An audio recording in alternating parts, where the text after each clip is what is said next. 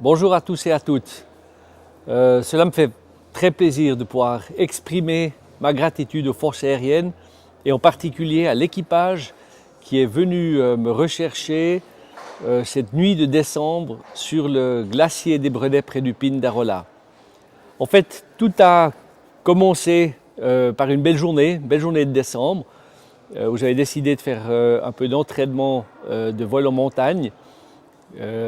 C'était un ciel clair, une bonne visibilité, peu de nuages, mais avec un petit peu de vent du nord. J'ai décollé donc le matin à 10 h de Lausanne et j'avais prévu donc de voler sur différentes places, de faire plusieurs atterrissages, ce que j'ai fait tout au long de la journée. Et la dernière qui était sur la liste était en fait le Pin d'Arolla que j'ai atteint environ vers 15 h dans l'après-midi. Alors j'ai fait plusieurs approches sur cette place et puis j'ai assez vite vu que le vent était un petit peu plus fort que ce que j'avais rencontré jusque-là et j'ai décidé donc de ne pas poser mais de faire quelques reconnaissances. Et lors de la dernière reconnaissance que j'ai fait depuis le sud, j'ai tout d'un coup senti que j'avais des rabattants qui étaient beaucoup plus forts que ce que j'avais expérimenté jusque-là. Et donc j'ai décidé de faire ma stratégie d'escape, donc de repartir vers le sud après un demi-tour, ce que j'ai fait. Et malgré le demi-tour, en vol rectiligne, l'hélicoptère a continué à descendre et j'ai pas pu m'empêcher de me rapprocher du sol et finalement de le toucher. Et je peux vous dire que c'est un moment extraordinairement fort pour le pilote de voir vraiment le sol se rapprocher et voir qu'on peut rien faire. Ces quelques secondes, je pense qu'ils vont rester vraiment gravés dans ma mémoire, certainement pour toujours. Alors j'ai eu une chance extraordinaire, c'est vrai, parce qu'après ce choc à environ 100 km/h, je suis sorti indemne, complètement indemne finalement de l'accident. L'hélicoptère détruit, les portes arrachées, la cabine défoncée.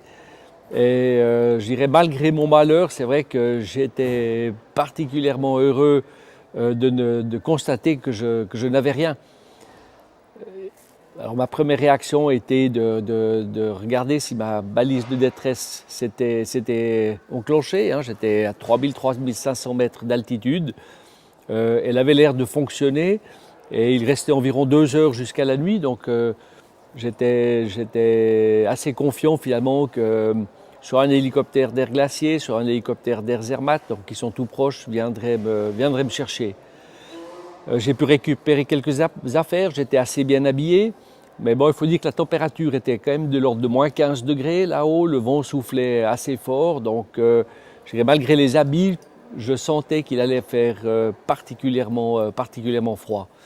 Et après 1h30, 2 heures, ne voyant rien venir, je me suis dit que quelque chose ne devait pas jouer dans le processus de recherche et je me suis préparé finalement à passer la nuit sur le glacier. Alors c'est là que je me suis souvenu de tout ce que j'ai appris lors de mon instruction de pilote militaire, dans les exercices qu'on avait fait sur le glacier, dans l'igloo qu'on avait creusé, l'importance de se protéger, l'importance de rester sur place près de l'épave. Et puis aussi finalement de garder le mental. Et là aussi l'expérience que j'ai de Solar Impulse m'a été très utile. Lorsqu'on vole, et j'ai volé 26 heures dans un cockpit étroit sans bouger, c'est vrai qu'on apprend à se dissocier du temps qui passe, calculer le nombre d'heures qui restent, et calculer le nombre d'heures qui restaient jusqu'au prochain lever du soleil en cette nuit de décembre, c'est quelque chose qui ruine le moral. Par contre, se concentrer sur le moment présent, vérifier qu'on est bien organisé, qu'on se concentre finalement sur chaque partie du corps. Donc simplement de vivre le moment, ça permet d'avoir une relation complètement différente du temps. Donc je me suis préparé à ça, construit un petit abri autour de l'hélicoptère avec les pièces que j'ai pu récupérer. Et la nuit est tombée et le temps a commencé à passer tranquillement. Mais c'est vrai que j'avais quand même l'oreille toujours attentive pour savoir si j'entendais les pales de l'hélicoptère. Et c'est vrai que vers 8 heures, et là on ne sait plus si finalement on est dans le rêve ou dans la réalité, j'ai commencé à entendre un bruit. Le bruit s'est rapproché. je suis sorti de mon abri et puis j'ai pu voir des lumières. Donc vous ne pouvez pas je dirais, vous imaginer la joie, le bonheur qu'on ressent dans ce moment-là quand on voit finalement ce qu'on n'osait pas attendre, quand on voit finalement ce secours arriver. Alors c'est vrai que je suis sorti de ma cachette un petit peu comme les naufragés sur une île qui agitent les bras et puis qui essayent de se faire remarquer, mais finalement avec les équipements à bord de l'hélicoptère, c'était pas nécessaire. Et après une approche, après avoir trouvé le moyen finalement de venir se poser près de moi, le Super Puma a pu me récupérer et je peux vous dire que c'était un moment extraordinairement heureux et puis puissant.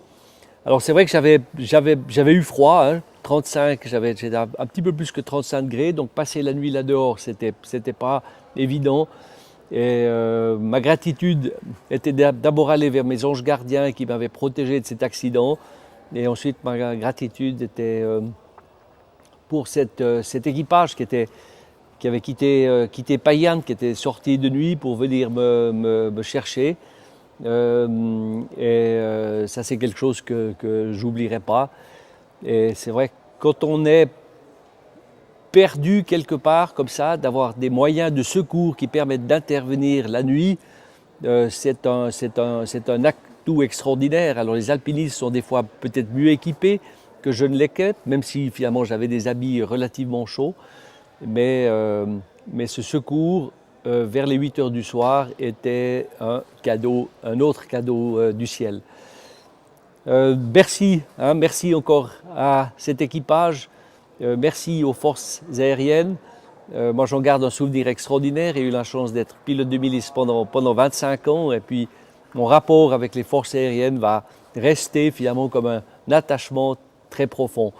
Je vous souhaite une excellente journée. Et puis, avec un peu de regret de ne pas pouvoir être avec vous aujourd'hui.